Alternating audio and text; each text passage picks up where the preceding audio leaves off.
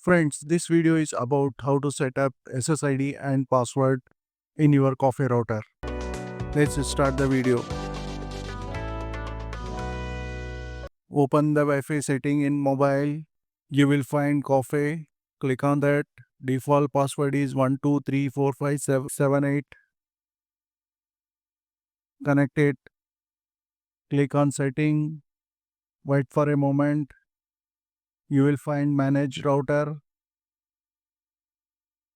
Click on that manage router. Select the browser to open router interface. Click continue to site. This is the interface of COFE router.